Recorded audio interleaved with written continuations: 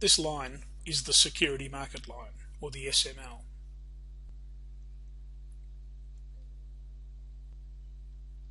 In the previous module, where we developed the capital asset pricing model, we had an example using these values. The beta was 1.5, the risk-free rate of return was 5%, and the market return was 12%. So the first thing we can do now is put some values on our graph. So the market return is 12% and the risk-free rate is 5%. We put those numbers into the capital asset pricing model and determined that the expected return based on these values was 15.5%. So that share plots on the SML, as we would expect, since the SML is the graph of the equation that we've used to determine the expected return on the share. So its beta is 1.5 and its expected return is 15.5%. Now suppose, based on the cash flows likely to accrue from owning the share at its current price, that the expected return from the share was actually 20%. It therefore plots above the SML. Is this share overpriced or underpriced?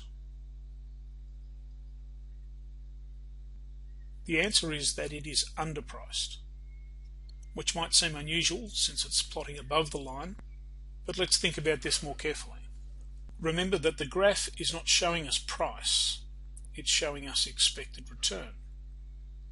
We use this formula in the topic on valuation of securities as one way of calculating the price of a share. Whichever formula we use, we find that the rate of return is in the denominator, which means that there is an inverse relationship between the rate of return and the price. As the rate of return goes up, the price comes down, and vice versa. Therefore, in this case, the expected return is higher than we would expect based on the CAPM, so the price must be lower. Going back to our example, if all investors consider the share to be underpriced, what will they do? Buy the share or sell the share? They will buy the share. What will happen to the share price if all investors want to buy the share? Will the share price increase or decrease?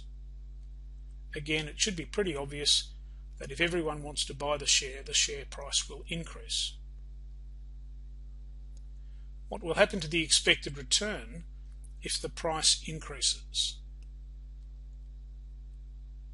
Think about the inverse relationship between price and rate of return. If the price increases, clearly the rate of return will decrease. And if we think about what happens on the graph of the security market line, we can see that it will decrease until it reaches 15.5%. At that point, investors will consider the share to be fairly priced according to the CAPM. They will no longer have a desire to buy it rather than sell it, and therefore there will no longer be upward pressure on price and downward pressure on expected return.